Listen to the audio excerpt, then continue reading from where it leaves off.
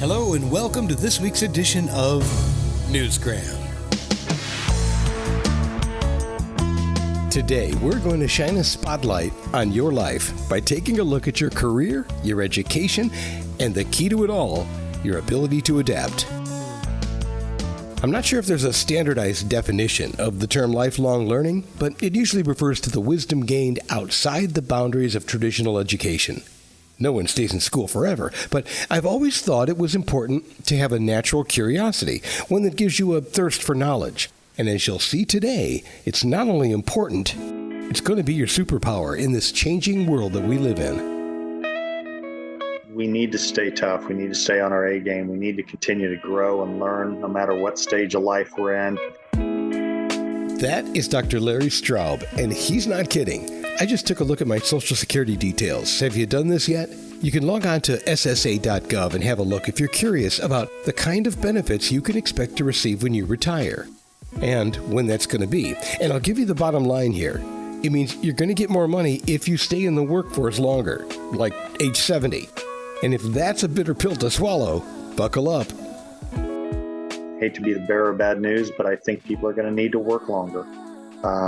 This retirement at 62 and 65, when those dates were set up, they expected people to live maybe another 5 years or 7 years. They weren't set up for a society where people are averaging 80 plus years of age now, and that's continuing to increase. And frankly, I don't know that retirement is that good for us. As hard as it is to hear that, he does make a good point. The Social Security Administration is willing to offer higher benefits if you stay in the workforce up to age 70. But beyond the financial benefits, working longer can also make you sharper. Dr. Larry Straub is the author of a groundbreaking book, and it's called The Sixth Evolution: Managing Lives and Careers Through Convulsive Times. We need something to stimulate both socially, physically, and intellectually. And I think our brains, they've proven we have these little TIAs, these little mini strokes throughout our life. Well, when you have that intellectual resiliency and you're accountable for some results, I think your brain builds new neural networks around those little dead ends that get forced in your brain. So intellectual vitality, I think, is just crucial for all of us at all stages of our life. Intellectual vitality. Write that down. It's a lot more than just a buzzword. It's another one of the many things he's giving us to think about in his book. We all know people who lose themselves when they retire. Boredom sets in. Loneliness. Many times they go back to work just to interact with other people. Some do it successfully, and there are always exceptions to every rule.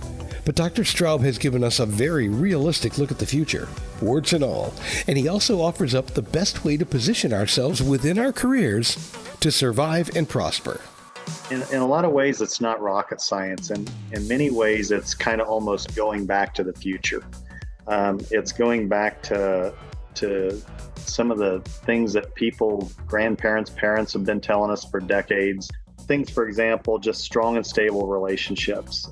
Adaptability, being able to kind of be ready for about anything, watching your finances, your physical and mental vitality, just trying to stay on top of your game as much as you can, and then just never stop learning. Always keep trying to keep positioned, and the world's changing pretty fast. There's a lot of things coming down the pike at us, so we just got to stay as on top of things as we possibly can.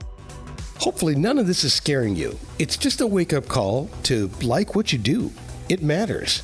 We're all in control of our lives, and we can make our own decisions. But that being said, ignoring some good advice isn't something I'd recommend, like staying positive. As scary as it seems at times, as tough as it might seem at times, there's going to be tremendous opportunities out there for you. Anytime you got convulsive environments, it's a little scary, it's a little tenuous, but there's tremendous opportunities in it. Trust me on this, if you go dark and get depressed about all this, you're going to miss the good stuff.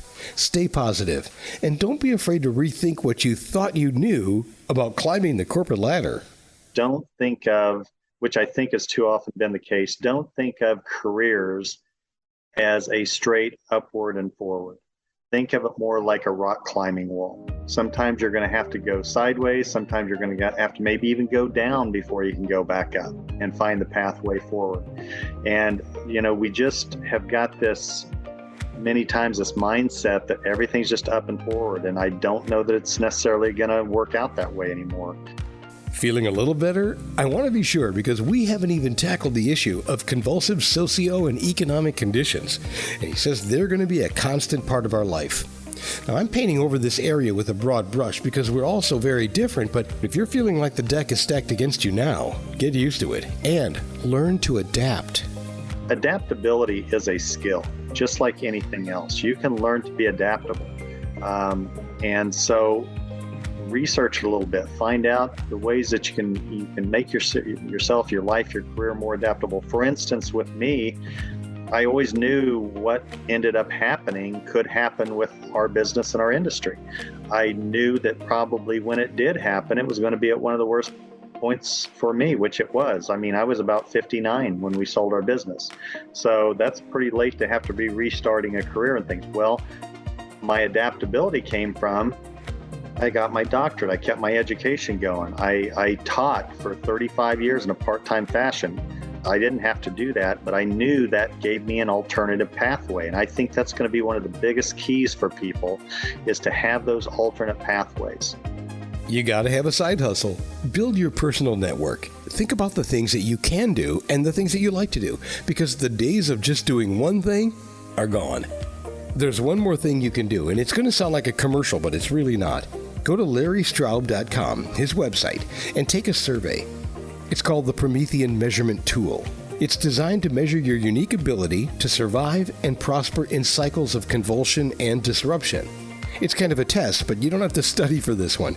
Just be honest and try to have fun. It's a really neat instrument. It'll just give you a really nice look at kind of how you are positioned. It'll just kind of let you know areas that you kind of need to beef up a little bit, maybe areas you need to continue to build and strengthen. Professor Straub, Dr. Straub. He's worn a lot of hats in his careers, and he is definitely somebody you should know. He earned the doctorate he mentioned earlier from Case Western Reserve University in Cleveland, Ohio, and he's also a graduate of the Owner-President's Management Program at Harvard Business School. I highly recommend this book, The Sixth Evolution, Managing Lives and Careers Through Convulsive Times, because this edition of Newsgram, as long as it was, just cracked the surface.